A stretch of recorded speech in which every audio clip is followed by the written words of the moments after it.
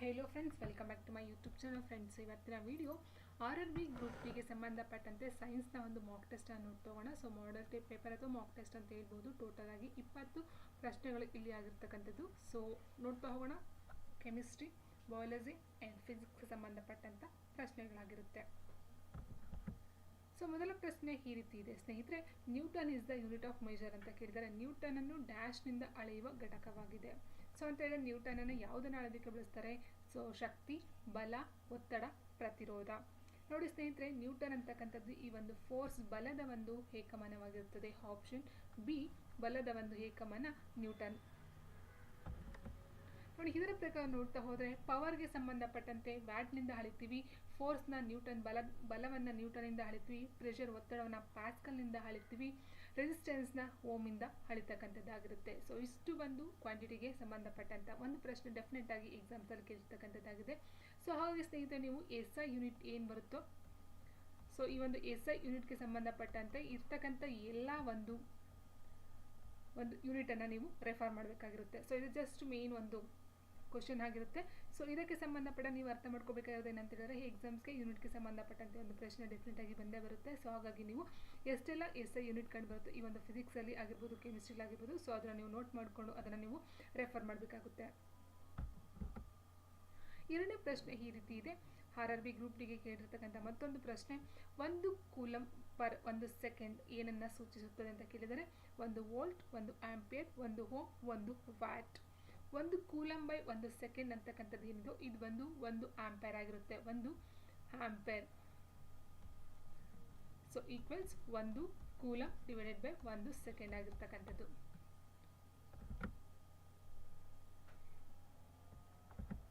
And next, ಟೆರಿಡೋಫೈಟ್ಗಳು ಎಂದರೆ non penetrating seeds, seedless vascular plants, seed vascular plant, frozen seeds ಅಂತ ಹೇಳಿದ್ದಾರೆ. So ನೋಡಿ, ಇಲ್ಲಿ ಟೆರಿಡೋಫೈಟ್ಸ್ಗಳ ಅಂದರೆ ಏನು, ಫಸ್ಟ್ ನಿಮಗೆ ಅದರ ಒಂದು ಮಾಹಿತಿ ನಿಮಗೆ ಇರಬೇಕಾಗಿರ್ತಕ್ಕಂಥದ್ದು.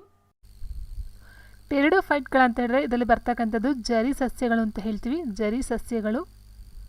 ಸೊ ಇದು ಕಂಡು ಬರ್ತಕ್ಕಂಥದ್ದು ಬೀಜರಹಿತ ನಾಳೀಯ ಸಸ್ಯಗಳಾಗಿರ್ತದೆ. ಆಪ್ಷನ್ ಬಿ ಸೀಡ್ಲೆಸ್ ವ್ಯಾಸ್ಕ್ಯುಲರ್ ಪ್ಲಾಂಟ್ಸಲ್ಲಿ ಕಂಡು ಬರ್ತಕ್ಕಂಥದ್ದು. ನೋಡಿ ಸ್ನೇಹಿತರೆ, ಕ್ಲೋರೋಫಿಲಸ್ ಮತ್ತು ಕ್ರಿಪ್ಟೋಗ್ಯಾಮ್ ಸಸ್ಯಗಳು ಈ ಒಂದು ಟೆರಿಡೋಫೈಟ್ ವರ್ಗಕ್ಕೆ ಸೇರಿರ್ತಕ್ಕಂಥ ಸಸ್ಯಗಳಾಗಿರುತ್ತೆ. ಇದರಲ್ಲಿ ಏನಾಗಿರುತ್ತೆ ಅಂದರೆ ಹೂಗಳು ಇಲ್ಲದೆ ಇರ್ತಕ್ಕಂಥದ್ದು, ಹೂಗಳು ಕಂಡು ಬರೋದಿಲ್ಲ ಈ ಒಂದು ಗಿಡದಲ್ಲಿ, ಮತ್ತು ಬೀಜರಹಿತ ನಾಳೀಯ ಸಸ್ಯಗಳಾಗಿರ್ತವೆ. ಇದು ಮೇಯ್ನಾಗಿ ಎಲ್ಲಿ ಕಂಡು ಬರ್ತದೆ ಅಂದರೆ ಈ ನೀರು ತೇವಾಂಶ ಎಲ್ಲಿ ಕಂಡು ಬರುತ್ತಾ, ಸೊ ಅಂಥ ಸ್ಥಳಗಳಲ್ಲಿ ಮತ್ತು ಮರದ ನೆರಳುಗಳಲ್ಲಿ ಕಂಡು ಬರ್ತದೆ. ಮೇಯ್ನಾಗಿ ವೆಟ್ ಪ್ಲೇಸಲ್ಲಿ ಕಂಡು ಬರ್ತಕ್ಕಂಥ ಒಂದು ಸಸ್ಯಗಳು ಈ ಒಂದು ಟೆರಿಡೋಫೈಟ್ಗಳಾಗಿರುತ್ತೆ. ಜರಿ ಸಸ್ಯಗಳು, ಪುಚ್ಚ ಸಸ್ಯಗಳು ಅಂತ ಹೇಳ್ತಾ ಹೋಗ್ತೀವಿ. ಸೊ ಮೇಯ್ನಾಗಿ ಇದಕ್ಕೆ ಎಕ್ಸಾಂಪಲ್ ಅಂತ ಹೇಳಿದರೆ ಜರಿ ಗಿಡ, ಲೈಕೋಫೋಡಿಯಂ ಇತ್ಯಾದಿ ಈ ಒಂದು ಟೆರಿಡೋಫೈಟ ಸಸ್ಯಕ್ಕೆ ವರ್ಗಕ್ಕೆ ಸೇರಿರ್ತಕ್ಕಂಥ ಸಸ್ಯಗಳಾಗಿರುತ್ತೆ.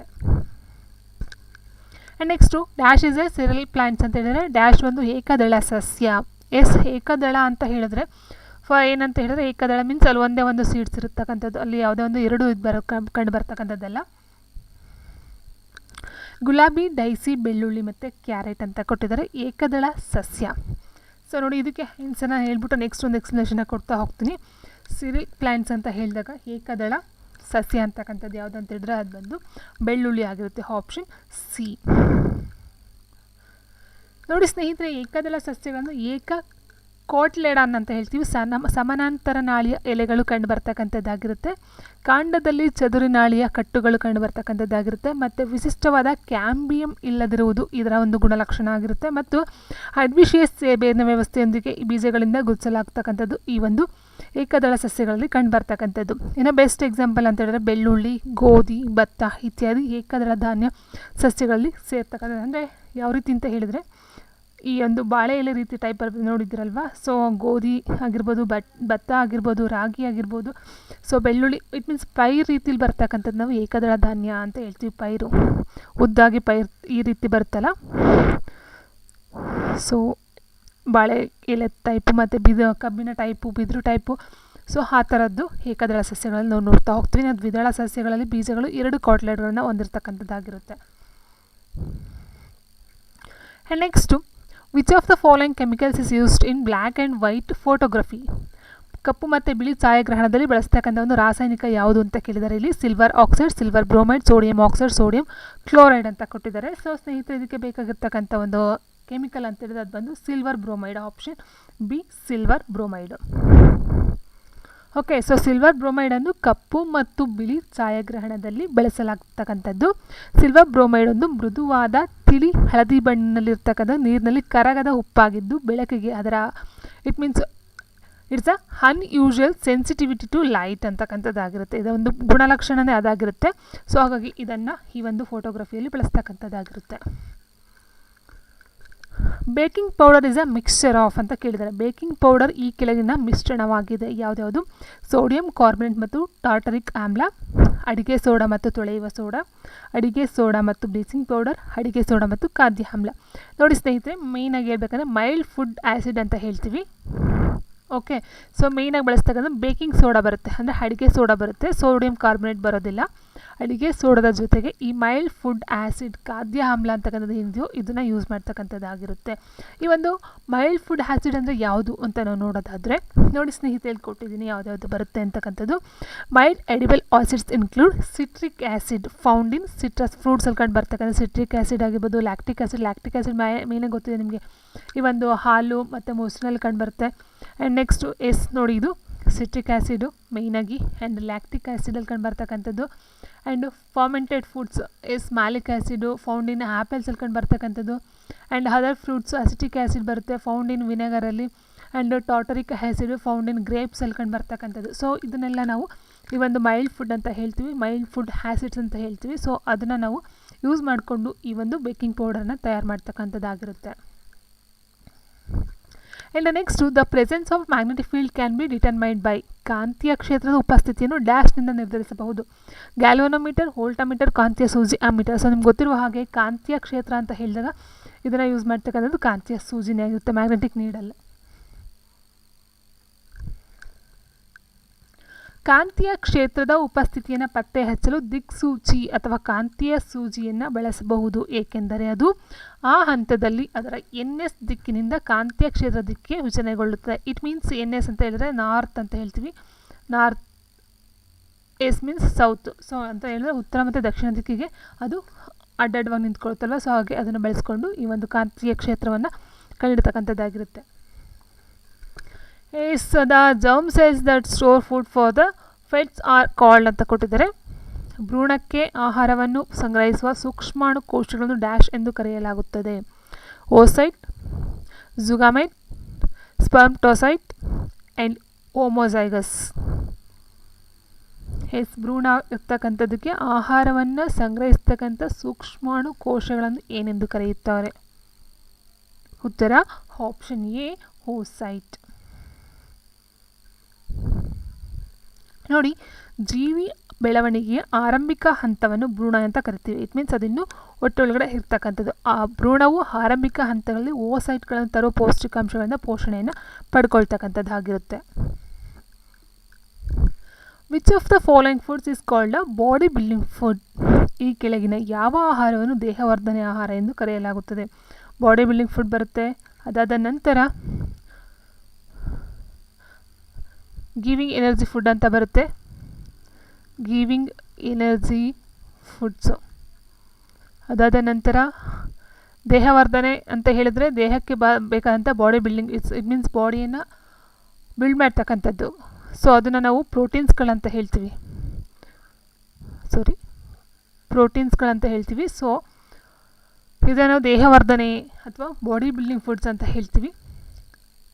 ಸೊ ಕಾರ್ಬೋಹೈಡ್ರೇಟ್ಸ್ನ ನಾವು ಗಿವಿಂಗ್ ಎನರ್ಜಿ ಫುಡ್ ಅಂತ ಹೇಳ್ತೀವಿ. ಕಾರ್ಬೋಹೈಡ್ರೇಟ್ಸ್ ಗಿವಿಂಗ್ ಎನರ್ಜಿ ಫುಡ್ ಬರೋದಿಲ್ಲ. ಪ್ರೋಟೀನ್ಗಳನ್ನು ನಾವು ದೇಹವರ್ಧನೆ ಅಥವಾ ಬಾಡಿ ಬಿಲ್ಡಿಂಗ್ ಫುಡ್ ಅಂತ ಹೇಳ್ತೀವಿ. ವಿಟಮಿನ್ಗಳನ್ನು ದೇಹ ನಿಯಂತ್ರಕಗಳು ಅಂತ ಕರಿತೀವಿ. ಕೊಬ್ಬು ಮತ್ತು ಕಾರ್ಬೋಹೈಡ್ರೇಟ್ಸನ್ನು ಈ ಒಂದು ಗಿವಿಂಗ್ ಎನರ್ಜಿ ಫುಡ್ ಅಂತ ಕರಿತೀವಿ. ಸೊ ಹಾಗೆ ಆನ್ಸರ್ ಇಲ್ಲಿ ಬಂದು ಆಪ್ಷನ್ ಬಿ ಆಗಿರುತ್ತೆ. ಸೊ ಬಟಾಣಿ, ಮೊಟ್ಟೆಗಳು, ಚೀಸ್, ಮಾಂಸ ಅಂತಹ ಪ್ರೋಟೀನ್ಗಳಲ್ಲಿ ಸಮೃದ್ಧವಾಗಿರ್ತಕ್ಕಂಥ ಒಂದು ದೇಹವರ್ಧನೆ ಆಹಾರ ಇರ್ತಕ್ಕಂಥದ್ದಾಗುತ್ತೆ. ಮೇಯ್ನಾಗಿ ಹೇಳ್ಬೇಕಂದ್ರೆ ಪ್ರೋಟೀನ್ನ ನಾವು ಬಾಡಿ ಬಿಲ್ಡಿಂಗ್ ಫುಡ್ ಅಂತ ಕರಿತೀವಿ. ಓಕೆ, ಆ್ಯಂಡ್ ನೆಕ್ಸ್ಟ್ ಇದು ಒಂದು ವೆರಿ ಇಂಪಾರ್ಟೆಂಟು. ಪ್ರೋಟೀನ್ಗಳು ಅಮೈನೋ ಆಮ್ಲಗಳು ಎಂಬ ಬಿಲ್ಡಿಂಗ್ ಬ್ಲಾಕ್ಗಳಿಂದ ಮಾಡಲ್ಪಟ್ಟಿದೆ. ವೆರಿ ಇಂಪಾರ್ಟೆಂಟ್ ಅಮೈನೋ ಆಮ್ಲ. ಆ್ಯಂಡ್ ಪ್ರೋಟೀನ್ಗಳು ಹೆಚ್ಚಿನ ಪೌಷ್ಟಿಕಾಂಶದ ಮೌಲ್ಯವನ್ನು ಹೊಂದಿವೆ ಮತ್ತು ಜೀವನಕ್ಕೆ ಅಗತ್ಯವಾದ ರಾಸಾಯನಿಕ ಪ್ರಕ್ರಿಯೆಗಳು ನೇರವಾಗಿ ತೊಡಗಿಕೊಂಡಿರುತ್ತವೆ. ಇವೆರಡು ಪಾಯಿಂಟನ್ನು ನೋಡ್ಕೊಳ್ಳಿ. ಪ್ರೋಟೀನ್ಗಳು ಅಮೈನೋ ಆಮ್ಲಗಳಂತಕ್ಕಂಥ ಒಂದು ಬಿಲ್ಡಿಂಗ್ ಬ್ಲಾಕನ್ನು ಹೊಂದಿರತಕ್ಕಂಥದ್ದು ಒಂದಾಗಿರುತ್ತೆ. ಆ್ಯಂಡ್ ನೆಕ್ಸ್ಟ್ ಇದನ್ನು ಬಾಡಿ ಬಿಲ್ಡಿಂಗ್ ಫುಡ್ ಅಥವಾ ದೇಹವರ್ಧನೆಗಳಂತ ಕರಿತಾ ಹೋಗ್ತಾರೆ. ಓಕೆ, ಈ 7ನೇ ಪ್ರಶ್ನೆ ಹೇಗಿದೆ, cyanocobalamin is a man made form of ಅಂತ ಹೇಳಿದರೆ ಸೈನೋಕೋಬಾಲ್ಮಿನ್ ಡ್ಯಾಶ್ ವಿಟಮಿನ್ನ ಮಾನವ ನಿರ್ಮಿತ ರೂಪವಾಗಿದೆ.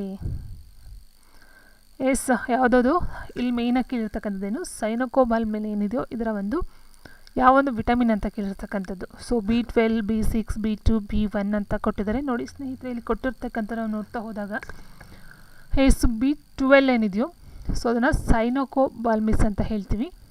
B6 ಇದೆಯಲ್ವಾ, ಸೊ B6ನ ಪಿರಿಡಾಕ್ಸಿನ್ ಅಂತ ಹೇಳ್ತೀವಿ, ಪಿರಿಡಾಕ್ಸಿನ್.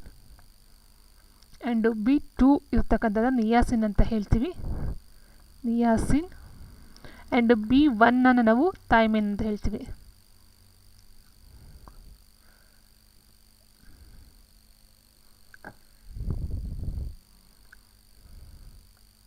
ಥೈಮಿನ್. ಸೊ ಹಾಗೆ ಆನ್ಸರ್ ಇಲ್ಲಿ ಆಪ್ಷನ್ ಎ B12 ಬಂದು ಸೈನೋಕೋಬಾಲ್ಮಿನ್ ಅಂತಕ್ಕಂಥದ್ದಾಗಿರುತ್ತೆ. ಆ್ಯಂಡ್ ಇದು ಮಾನವ ನಿರ್ಮಿತ ರೂಪವಾಗಿದೆ ಅಂದರೆ ಎಷ್ಟು ಸರಿಯೋ ಅದೇ ಜೊತೆಗೆ B ಮತ್ತು C ವಿಟಮಿನ್ಸ್ಗಳು ಬಂದು ಈ ಒಂದು ನೀರಿನಲ್ಲಿ ಕರಗ್ತಕ್ಕಂಥ ವಿಟಮಿನ್ಸ್ಗಳಾಗಿರುತ್ತೆ. A, D, E, K ಬಂದು ಕೊಬ್ಬಿನಲ್ಲಿ ಕರಗ್ತಕ್ಕಂಥ vitamins. And which system has affected the most by AIDS, AIDS. ಏಡ್ಸ್ನಿಂದ ಯಾವ ವ್ಯವಸ್ಥೆ ಹೆಚ್ಚು ಪರಿಣಾಮವನ್ನು ಬೀರುತ್ತದೆ? ರೋಗ ನಿರೋಧಕ ವ್ಯವಸ್ಥೆ, ನರಮಂಡಲ, ರಕ್ತ ಪರಿಚಲನಾ ವ್ಯವಸ್ಥೆ, ವಿಸರ್ಜನಾ ವ್ಯವಸ್ಥೆ. ಸ್ನೇಹಿತರೆ, ಈ ಒಂದು ಏಡ್ಸ್ ಅಂತಕ್ಕಂಥದ್ದು ಮೇಯ್ನಾಗಿ ಪರಿಣಾಮ ಬೀರ್ತಕ್ಕಂಥ ರೋಗ ನಿರೋಧಕ ವ್ಯವಸ್ಥೆ, ಇಮ್ಯೂನ್ ಸಿಸ್ಟಮ್ ಅಂತ ಹೇಳ್ತೀವಲ್ಲ, ಸೊ ಅದ್ರ ಮೇಲೆ ಪರಿಣಾಮವನ್ನು ಬೀರ್ತಕ್ಕಂಥದ್ದಾಗಿರುತ್ತೆ. ಇಲ್ಲಿ ಏಡ್ಸ್ ಅಂತ ಹೇಳಿದರೆ ಇದು ಇಮ್ಯುನೋ ಡಿಫಿಷಿಯನ್ಸಿ ವೈರಸ್ ಅಂತ ಹೇಳ್ತೀವಿ, HIV, ಅದರಿಂದ ಬರ್ತಕ್ಕಂಥದ್ದಾಗಿರುತ್ತೆ. ಸೊ ಉಂಟಾಗ್ತಕ್ಕಂಥದ್ದು ಇದು ನಮ್ಮ ದೇಹದ ಪ್ರತಿನಿರೋಧಕ ಅಂದರೆ ಪ್ರತಿರಕ್ಷಣಾ ವ್ಯವಸ್ಥೆಯ ಮೇಲೆ ಪರಿಣಾಮವನ್ನು ಬೀರ್ತಕ್ಕಂಥದ್ದಾಗಿರುತ್ತೆ.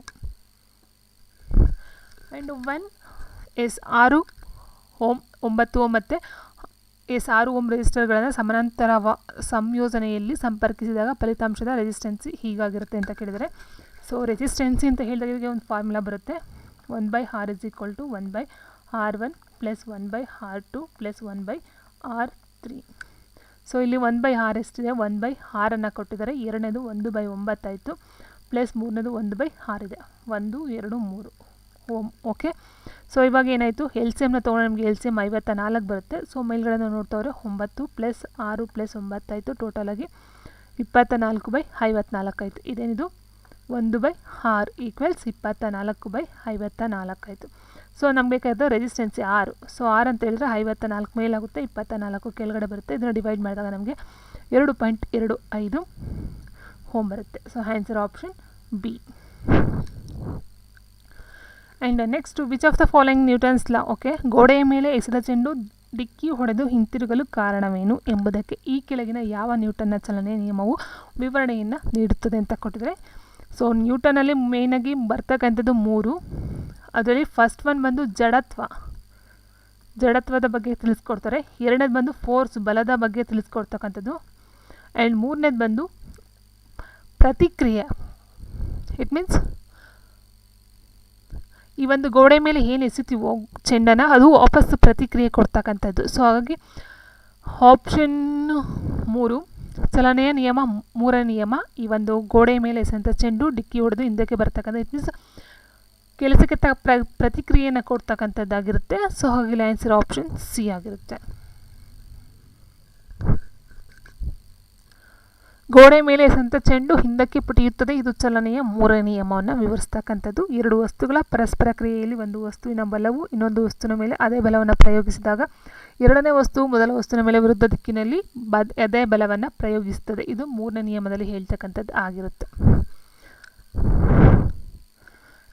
ನೆಕ್ಸ್ಟ್ ಪ್ರಶ್ನೆ ಹೇಗಿದೆ, ಸಸ್ಯಗಳು ಹೆಚ್ಚುವರಿ ನೀರನ್ನು ಈ ಪ್ರಕ್ರಿಯೆಯ ಮೂಲಕ ಬಿಡುಗಡೆಯನ್ನು ಮಾಡುತ್ತವೆ. ಸ್ಥಳಾಂತರ, ಬಾಷ್ಪೀಕರಣ, ಸಾಗಣೆ, ಆವಿಯಾಗುವಿಕೆ. ಸೊ ನೋಡಿ ಸ್ನೇಹಿತರೆ, ಸಸ್ಯಗಳು ಹೆಚ್ಚುವರಿ ನೀರನ್ನು ಯಾವ ಮೂಲಕ ಬಿಡುಗಡೆ ಮಾಡ್ತವೆ ಅಂತ ಹೇಳಿದ್ರೆ ಬಾಷ್ಪೀಕರಣ, ಆಪ್ಷನ್ B. ಟ್ರಾನ್ಸ್ಪಿರೇಷನ್ ಅಂತ ಹೇಳ್ತೀವಲ್ಲ, ಬಾಷ್ಪೀಕರಣ. ಸೊ ಬೆಳಗ್ಗೆ ಇಬ್ಬನಿ ಏನು ಆಚೆ ಹೋಗಿರುತ್ತೋ ನಾವು ನೋಡಿದಾಗ ಗಿಡದ ಮೇಲೆ ಇಬ್ಬನಿ ಕೂತಿರುತ್ತಲ್ವ, ಸೊ ಬಾಷ್ಪೀಕರಣ ಅಂತ ಕರಿತೀವಿ. ಸೊ ಅದರ ಮೂಲಕ ಎಕ್ಸಸ್ ವಾಟರ್ನ ಹೊರಗಡೆ ಬಿಡುತ್ತೆ. Generally contact lenses are made of contact lens. ಸಾಮಾನ್ಯವಾಗಿ ಕಾಂಟ್ಯಾಕ್ಟ್ ಲೆನ್ಸ್ಗಳನ್ನು ಇವುಗಳಿಂದ ತಯಾರಿಸಲಾಗುತ್ತೆ. Teflon, hydrogel, nylon, mica. ಸೂತ್ರ ಬಂದು ಆಪ್ಷನ್ ಬಿ, ಹೈಡ್ರೋಜೆಲ್. ಸಾಮಾನ್ಯವಾಗಿ ಕಾಂಟ್ಯಾಕ್ಟ್ ಲೆನ್ಸ್ಗಳನ್ನು ಹೈಡ್ರೋಜೆಲ್ಗಳಿಂದ ತಯಾರಿಸಲಾಗುತ್ತದೆ. ಇದನ್ನು ಕಾರ್ನಿಯಲ್ ತಿದ್ದುಪಡಿ ಮತ್ತು ರೋಗ ಚಿಕಿತ್ಸೆಗಾಗಿ ಬಳಸಲಾಗ್ತಕ್ಕಂಥದ್ದು. ನೆಕ್ಸ್ಟು ಬಂದು the age of the tree is determined by, ಅಂದರೆ ಮರದ ವಯಸ್ಸನ್ನು ಈ ಕೆಳಗಿನಿಂದ ನಿರ್ಧರಿಸಲಾಗುತ್ತದೆ. ಅದರ ಕಾಂಡದ ತ್ರಿಜ್ಯದಿಂದ, ವಾರ್ಷಿಕ ಉಂಗುರಗಳ ಸಂಖ್ಯೆ, ಶಾಖೆಗಳ ಸಂಖ್ಯೆ, ಬ್ರಾಂಚಸ್ ಅಂತಂದರೆ ಕೊಂಬೆಗಳ ಸಂಖ್ಯೆಯ ಮೇಲೆ, ಅದರ ಕಾಂಡದ ಸುತ್ತಳತೆಯಿಂದ. From the radius of its stem, number of annual rings, number of branches, from the circumference of its stem. So answer ಬಂದು ನಂಬರ್ ಆಫ್ ಆನ್ಯುವಲ್ ರಿಂಗ್ಸ್ ಅಂತ ಏನಿದೆಯೋ ವಾರ್ಷಿಕ ಉಂಗುರಗಳ ಸಂಖ್ಯೆ ಆಧಾರದ ಮೇಲೆ ಅದರವನ್ನು ನಿರ್ಧಾರವನ್ನು ಮಾಡ್ತಕ್ಕಂಥದ್ದು ಆಗಿರುತ್ತೆ. ಈ ರೀತಿ ಸ್ಟೆಮ್ಮಲ್ಲಿ ಬರ್ತಕ್ಕಂಥದ್ದು.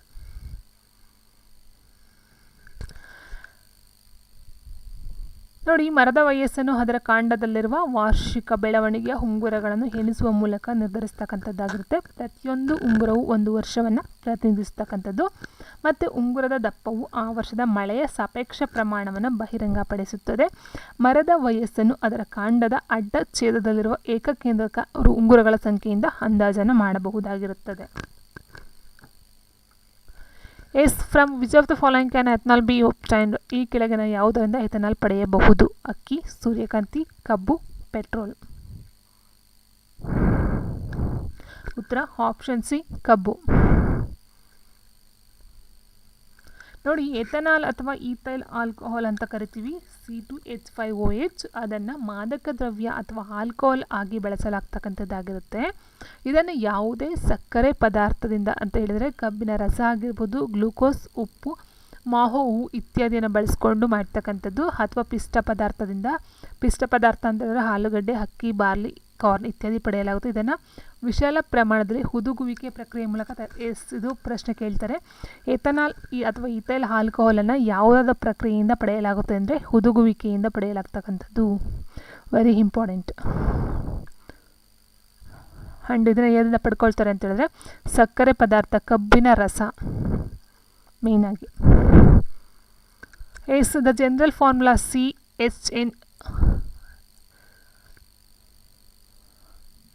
ಎಸ್ ಇದರ ಒಂದು ಫಾರ್ಮುಲಾ ನೋಡಿ. The general formula CnH2n-2 represent ಅಂತ ಕೊಟ್ಟಿದ್ದಾರೆ. ಸಾಮಾನ್ಯ ಸೂತ್ರ CnH2n-2 ಯಾವುದನ್ನು ಪ್ರತಿನಿಧಿಸುತ್ತದೆ? ಆಲ್ಕಿನ್, ಅಸಿಕ್ಲಿಕ್ ಸಂಯುಕ್ತ, ಆಲ್ಕೈನ್ ಆ್ಯಂಡ್ ಆಲ್ಕೈನ್ ಅಂತ ಕೊಟ್ಟಿದ್ದಾರೆ. ಸೊ ನೋಡಿ ಸ್ನೇಹಿತರೆ, CnH2n-2 ಅಂತಕ್ಕಂಥದ್ದು ಆಲ್ಕೈನ್ನ ಒಂದು ಅಣುಸೂತ್ರ ಆಗಿರ್ತಕ್ಕಂಥದ್ದು. ಇನ್ನು ಆಲ್ಕಿನ್ ಮತ್ತು ಆಲ್ಕೈನ್ ಅಣುಸೂತ್ರ ಯಾವುದು ಅಂತ ಹೇಳಿದ್ರೆ ನೋಡಿ, ಆಲ್ಕೈನ್ ಬಂದು CnH2n+2 ಅಂತಕ್ಕಂಥದ್ದಾಗಿರುತ್ತೆ. ಆಲ್ಕಿನ್ ಬಂದು CnH2n ಅಂತಕ್ಕಂಥದ್ದಾಗಿರುತ್ತೆ. ಓಕೆ, ಸೊ ಇಷ್ಟನ್ನು ನೋಡ್ಕೊಳ್ತಾ ಹೋಗಿ, ಇದು ಮೂರಕ್ಕೆ ಸಂಬಂಧಪಟ್ಟಂಥದ್ದು. ಇನ್ನು which of the following is an example of man made of fibre ಅಂತ ಹೇಳಿದರೆ ಈ ಕೆಳಯಲ್ಲಿ ಯಾವುದು ಮಾನವ ನಿರ್ಮಿತ ನಾರಿನಿಗೆ ಉದಾಹರಣೆಯಾಗಿರ್ತಕ್ಕಂಥದ್ದು? ಲೆನಿನ್, ಸೆಣಬು, ರೇಯನ್, ರೇಷ್ಮೆ ಅಂತ ಕೊಟ್ಟಿದ್ದಾರೆ. ಸೊ ಆನ್ಸರ್ ಬಂದು ಆಪ್ಷನ್ ಸಿ, ರೇಯನ್ ಆಗಿರುತ್ತೆ. ಯಾಕಂತ ಹೇಳಿದರೆ ಅದು ಮನುಷ್ಯನಿಂದ ಮಾಡಿರ್ತಕ್ಕಂಥದ್ದು. ನೋಡಿ, ಆಧುನಿಕ ಹೊಲಿಗೆ ದಾರಗಳಿಗೆ ಹೋಗುವ ನಾರುಗಳು 3 ಮುಖ್ಯ ಮೂಲಗಳಿಂದ ಬರ್ತಕ್ಕಂಥದ್ದಾಗಿರುತ್ತೆ. ಒಂದು ಸಸ್ಯಗಳಿಂದ ಬರ್ತಕ್ಕಂಥದ್ದು, ಇನ್ನೊಂದು ಪ್ರೋಟೀನ್ ನಾರುಗಳಿಂದ ಬರ್ತಕ್ಕಂಥದ್ದು, ಮತ್ತೊಂದು ಮಾನವ ನಿರ್ಮಿತ ನಾರುಗಳು. ಈಗ ಸಸ್ಯ ನಾರುಗಳು ಯಾವುದಾದ್ರು ಅಂತೇಳಿದ್ರೆ ಡೈರೆಕ್ಟಾಗಿ ಸಸ್ಯಗಳಿಂದ ಪಡ್ಕೊಳ್ತಕ್ಕಂಥದ್ದಾಗಿರುತ್ತೆ. ಫಾರ್ ಎಕ್ಸಾಂಪಲ್ ಲೆನಿನ್, ಹತ್ತಿ, ಅಗಸೆ, ಸೆಣಬು, ರಾಮಿ ಮತ್ತು ಸೆಣಬಿನ ಒಂದು ಇದಾಗಿರ್ತಕ್ಕಂಥದ್ದು. ಆ್ಯಂಡ್ ನೆಕ್ಸ್ಟ್ ಪ್ರೋಟೀನ್ ನಾರು ಅಂತ ಹೇಳಿದ್ರೆ ಉಣ್ಣೆ, ರೇಷ್ಮೆ. ಇಟ್ ಮೀನ್ಸ್ ರೇಷ್ಮೆ ಅಂತಕ್ಕಂಥದ್ದು ಪ್ರಾಣಿಯಿಂದ ಬರ್ತಕ್ಕಂಥದ್ದು, ಉಣ್ಣೆ ಅಂತಕ್ಕಂಥದ್ದು ಅಷ್ಟೇ ಪ್ರಾಣಿಯಿಂದ ಬರ್ತಕ್ಕಂಥದ್ದು, ಮತ್ತು ಕ್ಯಾಶ್ಮೀರ್ ಇವೆಲ್ಲ ಪ್ರೋಟೀನ್ ನಾರುಗಳು. ಇನ್ನು ಮಾನವ ನಿರ್ಮಿತ ನಾರುಗಳು ವಿವಿಧ ರಾಸಾಯನಿಕಗಳಿಂದ ತಯಾರಿಸಲಾಗ್ತಕ್ಕಂಥದ್ದು ಅಥವಾ ಸಸ್ಯ ನಾರುಗಳಿಂದ ಉತ್ಪಾದಿಸ್ತಕ್ಕಂಥದ್ದು. ಇಟ್ ಮೀನ್ಸ್ ಏನು ರಾಸಾಯನಿಕಗಳಿಂದ, ಕೆಮಿಕಲ್ಗಳಿಂದ ಮನುಷ್ಯ ಮಾಡ್ತಕ್ಕಂಥದ್ದಾಗಿರುತ್ತೆ. ಸೊ ಅದನ್ನು ನಾವು ಮಾನವ ನಿರ್ಮಿತ ಅಂತ ಹೇಳ್ತೀವಿ. ಫಾರ್ ಎಕ್ಸಾಂಪಲ್ ಅಂತ ಹೇಳಿದ್ರೆ ಪಾಲಿಸ್ಟರು, ಪಾಲಿಮೈಡು, ನೈಲಾನ್, ಆಕ್ರಿಲಿಕ್ಗಳು, ವಿಸ್ಕಾಸು. ಸೊ ಈ ರೀತಿ ತೊಗೊಂಡು ಮನುಷ್ಯ ಅವನು ಸ್ವಂತ ಒಂದು ಇದರಿಂದ ತಯಾರು ಮಾಡ್ತಕ್ಕಂಥದ್ದಾಗಿರುತ್ತೆ. And last question, what is the ore of aluminium called? ಅಂದರೆ ಅಲ್ಯೂಮಿನಿಯಂ ಅದರಿಂದ ಒಂದು ಅದಿರು ಯಾವುದು ಅಂತ ಕೇಳಿದ್ದಾರೆ ಇಲ್ಲಿ magnetite, malachite, bauxite and haematite. So answer ಅಂತ ಹೇಳ್ತಾರೆ ಆಪ್ಷನ್ ಸಿ ಬಾಕ್ಸೈಟ್ ಬಂದು ಅಲ್ಯೂಮಿನಿಯಂನ ಹದಿರಾಗಿರುತ್ತೆ. ಇನ್ನು ಮ್ಯಾಗ್ನೆಟೈಟ್, ಮಲಾಕೈಟ್ ಮತ್ತು ಹೆಮಾಟೈಟ್ ಅಂತ ನೋಡ್ತಾ ಹೋದರೆ ನೋಡಿ ಮ್ಯಾಗ್ನೆಟೈಟ್ ಮತ್ತು ಹೆಮಾಟೈಟ್ ಇವೆರಡು ಕಬ್ಬಿಣದ ಹದಿರುಗಳಾಗಿರುತ್ತೆ. ಮಲಾಕೈಟ್ ಬಂದು ತಾಮ್ರದ ಒಂದು ಹದಿರಾಗಿರುತ್ತೆ.